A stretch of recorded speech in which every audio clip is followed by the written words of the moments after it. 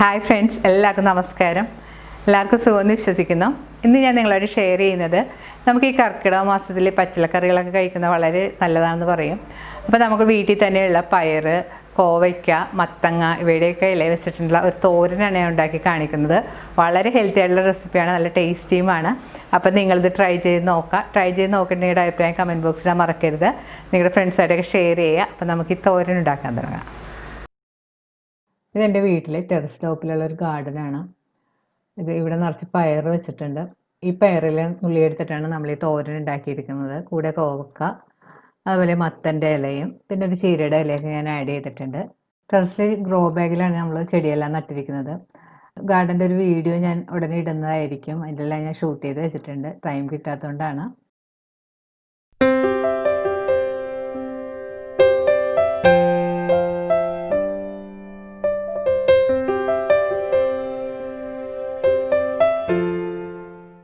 തോരൻ ഉണ്ടാക്കാനായിട്ട് ഞാനിവിടെ എടുത്തിരിക്കുന്നത് 4 ടൈപ്പ് പച്ചക്കറിയുടെ ഇലയാണ്.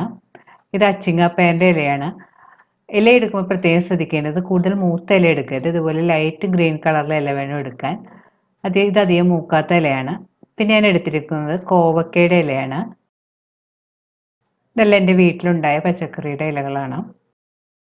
ഇനി ഞാൻ എടുത്തിരിക്കുന്നത് മത്തങ്ങയുടെ ഇലയാണ്. ഇതൊരു തരം ചീരയാണ്. ഇതെൻ്റെ സിസ്റ്ററുടെ വീട്ടിൽ നിന്ന് എനിക്ക് തന്നൊരു ചെടിയിലുണ്ടായതാണത്. ഈ ഡയബറ്റീസിനൊക്കെ നല്ലതാണെന്നാണ് പറയുന്നത്. ഈ ഇലകളെല്ലാം നന്നായിട്ട് കഴുകി വെള്ളമെല്ലാം കളഞ്ഞു വെച്ചിട്ടുണ്ട്. ഇനി അത് നമുക്ക് ചെറിയ കഷ്ണങ്ങളായിട്ട് അരിഞ്ഞെടുക്കണം. അപ്പോൾ ഇലയെല്ലാം ഇതേപോലെ ചെറിയ കഷ്ണങ്ങളായിട്ട് മുറിച്ച് വെച്ചിട്ടുണ്ട്. ഇനി ആവശ്യമുള്ള ബാക്കി ഇൻഗ്രീഡിയൻസ് എന്തൊക്കെയാണെന്ന് നോക്കാം. തോരൻ ഉണ്ടാക്കാനായിട്ട് നമുക്ക് കുറച്ച് ഇൻഗ്രീഡിയൻസ് ഒക്കെ ഒന്ന് ചതച്ചെടുക്കണം. അതിനാവശ്യമുള്ള ചേരുവകളാണ് ഇതെല്ലാം. തേങ്ങാപ്പീര, ചെറിയ ജീരകം, പച്ചമുളക്, വെളുത്തുള്ളി, ചെറിയ ഉള്ളി, മുളക് പൊടി, മഞ്ഞൾപ്പൊടി. ഇനി ഇൻഗ്രീഡിയൻസ് എല്ലാം കൂടെ നമുക്ക് മിക്സിയിൽ ഒരു ചെറിയ ജാറിലേക്ക് ഇട്ട് കൊടുക്കാം. ഇനി മിക്സി മൂടി ഇതൊന്ന് ചതച്ചെടുക്കണം. പ്രത്യേകം ശ്രദ്ധിക്കണം, കൂടുതൽ അരഞ്ഞൊന്നും പോകരുത്. ജസ്റ്റ് ഒന്ന് ചതച്ചെടുത്താൽ മതി. ഇപ്പോൾ തേങ്ങയൊക്കെ കാണുന്ന പോലെ ചതച്ചെടുത്തിട്ടുണ്ട്. ഇനി നമുക്ക് തോരൻ ഉണ്ടാക്കാൻ തുടങ്ങാം. തോരൻ ഉണ്ടാക്കാനായിട്ട് ഞാനിവിടെ ഒരു നോൺ സ്റ്റിക്ക് പാൻ ചൂടാക്കാൻ വെച്ചിട്ടുണ്ട്. പാൻ ചൂടായി വരുമ്പോൾ അതിലേക്ക് ആവശ്യത്തിന് വെളിച്ചെണ്ണ ഒഴിച്ചു കൊടുക്കാം. വെളിച്ചെണ്ണ നന്നായിട്ട് ചൂടായി വരുമ്പോൾ അതിലേക്ക് കടുക് ഇട്ട് പൊട്ടിക്കണം. കടുക് നല്ലതുപോലെ പൊട്ടി വരുമ്പോൾ അതിലേക്ക് 1 ടീസ്പൂൺ അരിയും കൂടി ചേർത്ത് കൊടുക്കാം. അരി ചേർത്ത് നന്നായിട്ട് വഴറ്റി കൊടുക്കണം. അരിയും ഈ കാണുന്ന പോലെ നന്നായിട്ട് പൊട്ടി വരണം. അരി നല്ലതുപോലെ മൂത്ത് പൊട്ടി വരണം. എന്നാൽ മാത്രമേ അരി നല്ല സോഫ്റ്റ് ആയിട്ട് കിട്ടുകയുള്ളൂ. നമ്മൾ ഇലത്തോരനൊക്കെ ഉണ്ടാക്കുന്ന സമയത്ത് ഇതുപോലെ അരി പൊട്ടി ചേർത്തിട്ടുണ്ടെങ്കിൽ തോരൻ നല്ല ടേസ്റ്റി ആയിരിക്കും. ഇനി ഇതിലേക്ക് അരിഞ്ഞു വെച്ചിരിക്കുന്ന 1 ടേബിൾ സ്പൂൺ ഉള്ളിയും കുറച്ച് കറിവേപ്പിലയും കൂടി ചേർത്ത് വീണ്ടും നന്നായിട്ട് വഴറ്റി കൊടുക്കണം. ഉള്ളിയെല്ലാം ഒരു ചെറിയ ബ്രൗൺ കളർ ആവുന്നവരെ നന്നായിട്ട് വഴറ്റി കൊടുക്കണം. ഇനി നമുക്ക് ഇതിലേക്ക് അരിഞ്ഞു വെച്ചിരിക്കുന്ന ഇലകളും കൂടി ചേർത്ത് കൊടുക്കാം. ഇലകൾ ചേർത്തതിന് ശേഷം 2-3 മിനിറ്റ് നന്നായിട്ട് വഴറ്റി കൊടുക്കണം.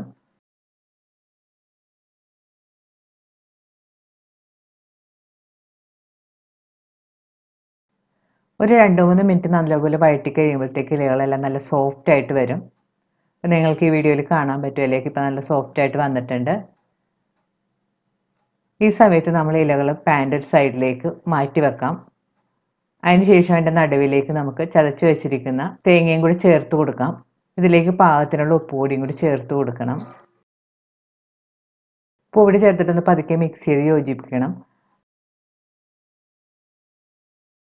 ഈ ഇലകളെല്ലാം അരപ്പിൻ്റെ മുകളിലേക്ക് ഇതുപോലെ ഇങ്ങനെ പൊത്തിവെച്ച് കൊടുക്കണം. നല്ലതുപോലെ മിക്സ് ചെയ്തതിന് ശേഷം പാനൊന്ന് മൂടി വെച്ച് 2-3 മിനിറ്റ് കൂടി കുക്ക് ചെയ്യാം. ഇടയ്ക്ക് പാനൊന്ന് മൂടി മാറ്റിയതിന് ശേഷം ഇളക്കി കൊടുക്കണം.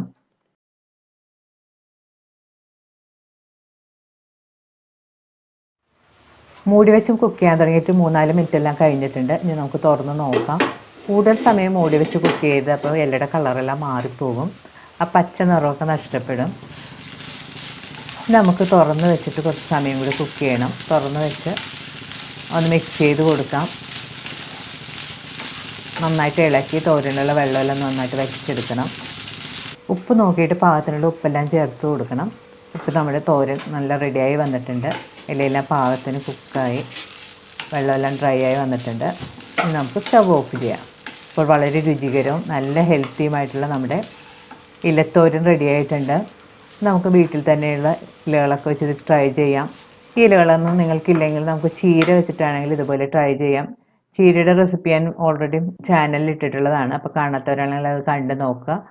അതുപോലെ തന്നെ ഈ കർക്കിടക മാസത്തിൽ കഴിക്കാൻ പറ്റിയ ഒരു പത്തില തോരൻ്റെ റെസിപ്പി നമ്മുടെ ചാനലിൽ ഇട്ടിട്ടുണ്ട്. അത് നിങ്ങൾ കാണാത്തവരാണെങ്കിൽ ഒന്ന് കണ്ട് ട്രൈ ചെയ്ത് നോക്കുക. നല്ല ഹെൽത്തി ആയിട്ടുള്ള റെസിപ്പിയാണ്.